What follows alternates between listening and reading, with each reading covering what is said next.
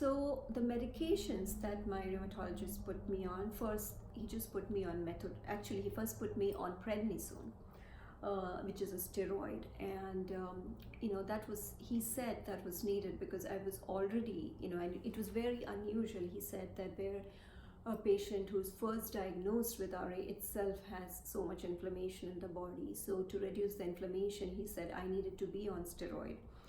And he put me on steroid, and just like 10 milligram of prednisone.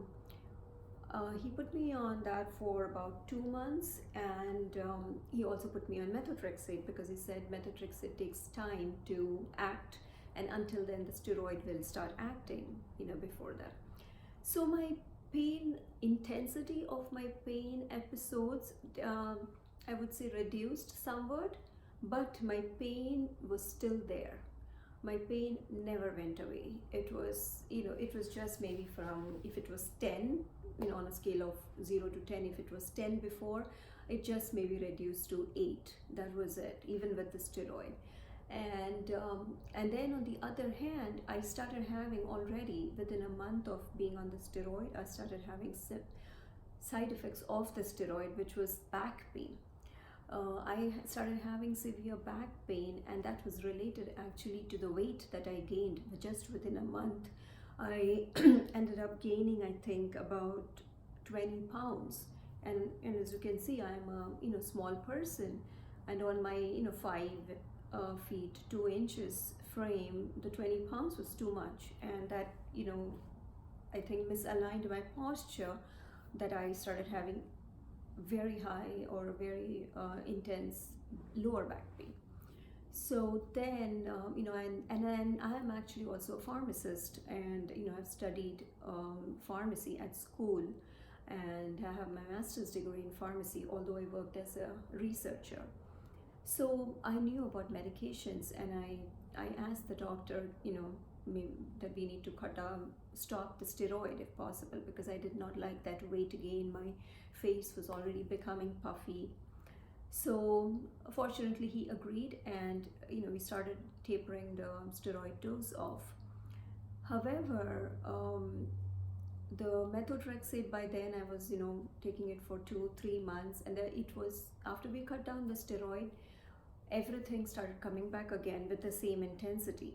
So methotrexate, in short, was not doing a lot for me. So then my rheumatologist changed the medication, and he asked me, oh wait, actually before he changed the medication, I also had another severe side effect episode with methotrexate. What my rheumatologist first did was he increased the methotrexate dose to 25 milligram, which is like the highest dose for methotrexate. And since I am a small person, that 25 milligram, I think personally was very high for me. And what ended up happening was I ended up having a severe reaction to it, and which was abdominal uterine cramps. I got severe uterine cramps. It actually messed up my menstrual cycle, and delayed my periods. And then I got this uterine cramping so bad one morning that I actually doubled in pain, and I actually collapsed. I actually collapsed to the ground with pain, and I passed out. And my husband had to call 911 to bring me to the hospital. So that was the bad side effect of methotrexate. After that episode, I told the doctor I do not want to be on methotrexate, especially that high dose, and he also agreed, and he put me on another medication, Lefflunomide. Now Lefflunomide Lefflunomide actually made my pain episodes go away. They really went or cut down considerably. However, this drug was strange for me, and I think each drug behaves differently with different people. For me, Lefflunomide was clearly not the drug of choice, because I was incredibly like weakened and fatigued when I was on it. I could not even I could barely get myself up from wherever I was seated and take like 10 steps around the house, and I would be like panting for breath, and I just had to, go and sit back. It just got worse and worse on it, and I had like severe shortness of breath. I was just like miserable on Lefflunomide. I was so fatigued. I felt like I was, like an invalid. I felt like I was whatever, like 90 plus, or I have 90 plus people are probably even more energetic. I just didn't have any energy when I was on Lefflunomide. Plus that shortness of breath was incredibly scary. I was like, so that was another thing that actually even that also landed me in the ER one day, because I had severe shortness of breath. I could not even like get up and bring myself to feed myself, like eat lunch or dinner, and the entire day I was just laying in bed when my husband came home from work, and so he had to rush me to the hospital. So that was the end of Lefflunomide. Plus, that was actually the beginning of my drive to heal myself, to look for alternative treatments to heal myself naturally. And that's where once I was back from the hospital, I was like really scouring the internet, looking for natural ways to heal. And then first I met with a naturopath who was from India, and she put me on a diet and some supplements, which I was on that diet for about almost a year. And at that point I stopped all medications because I was frustrated with the medications. And then I did not want to go on to the injectable medications, which is like the next step for RE patients. There are the biologicals. For me, there were two reasons for not wanting to go to the biologicals. One of them was that being a pharmacist, I knew that there are a lot of side effects with taking a biological. Of course, there are a lot of people who do okay with them, but still, nevertheless, there is a lot of risk involved that I was not sure at that point I wanted to take. Plus, for me, the risk was double because I am also I'm also like a passive tuberculosis. I passively have tuberculosis just by being born in India and being exposed to the tuberculosis bacteria. So because of that, there is more risk for me to be on a biological. There is a greater chance of the tuberculosis coming back and becoming active. Right now, the tuberculosis bacteria is dormant in my body, and there is no risk whatsoever. However, being on a biological can increase that risk substantially of it coming back. So that was another reason for me to not wanting to go the biological route. And so I started researching for alternative treatments, and I tried this naturopath, and I was sincerely following her diet.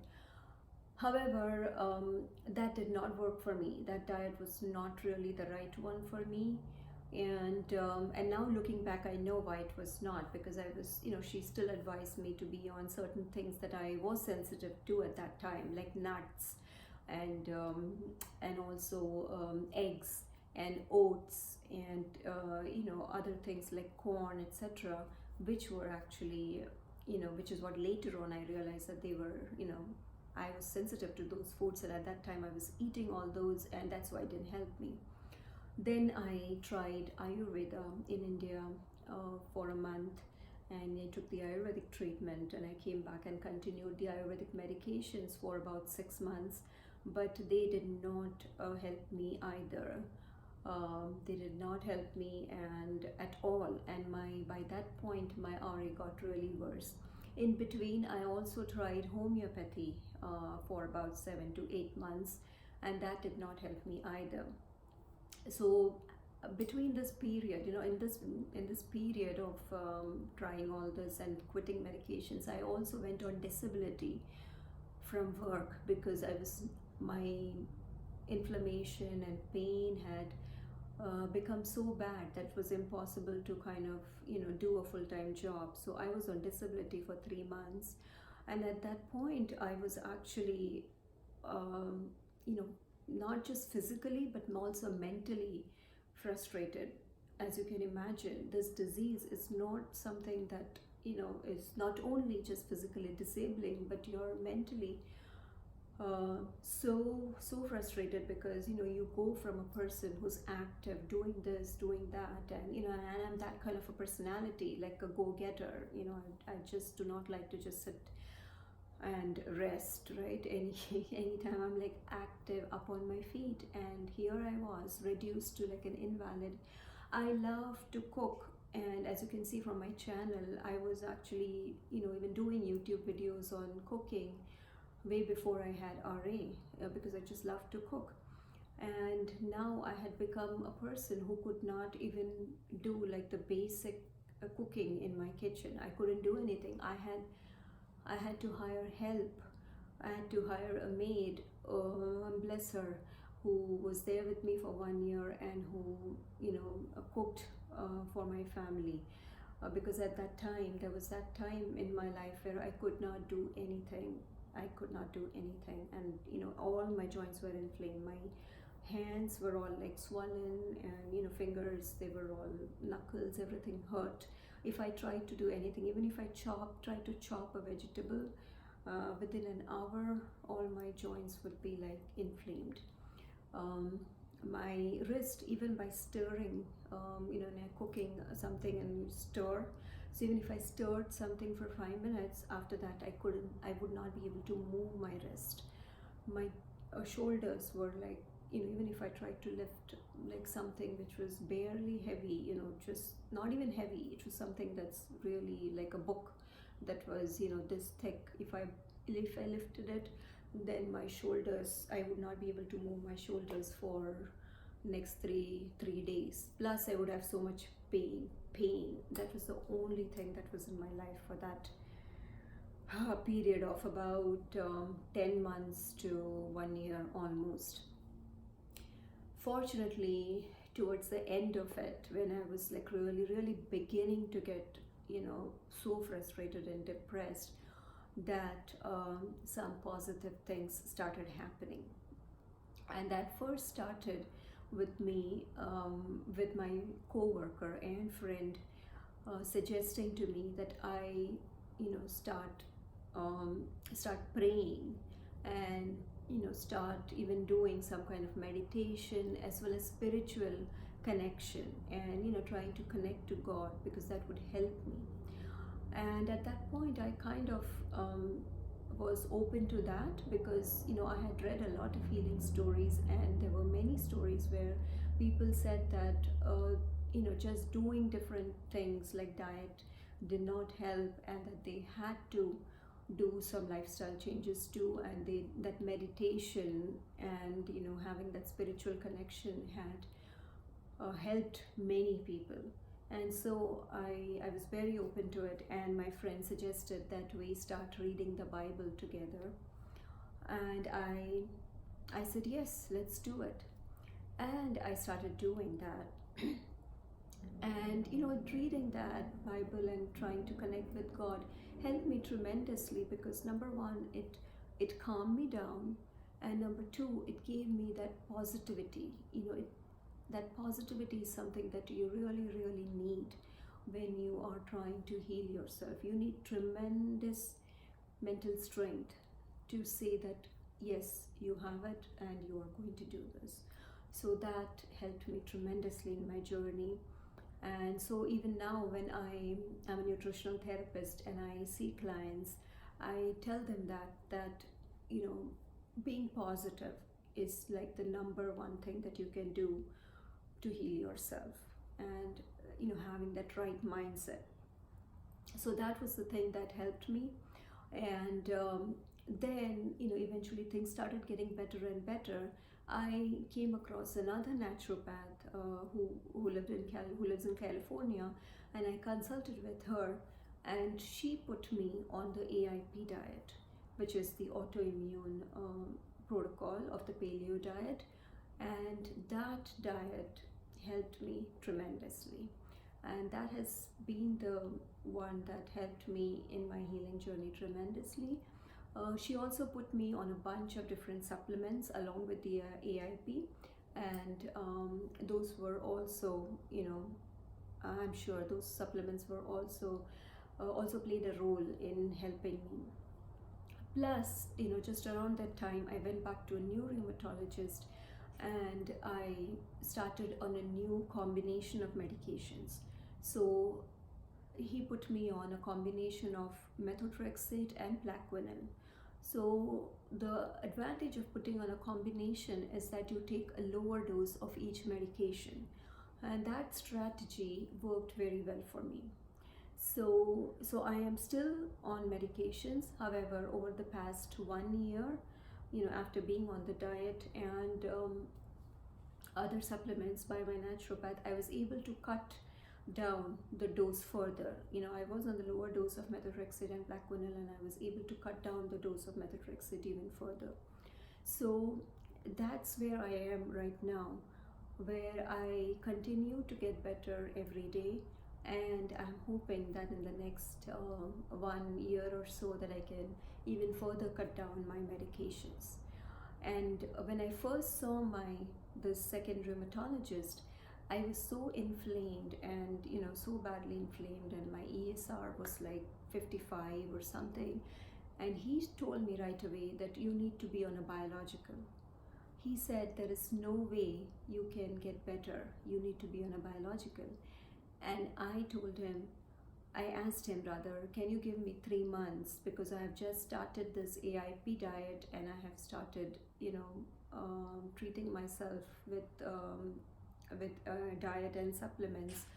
Can we just start on this oral combination first and see after 3 months, wait it out? He reluctantly agreed, but within the next 1 month, I showed him that I was getting better.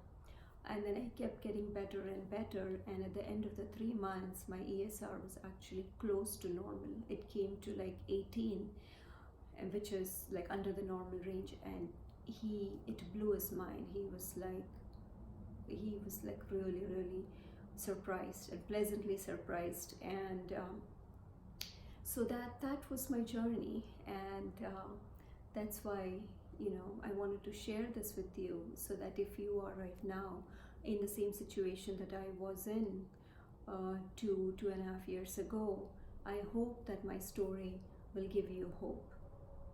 If you have any questions, please write them down in the comments below, and I will do my best to answer them.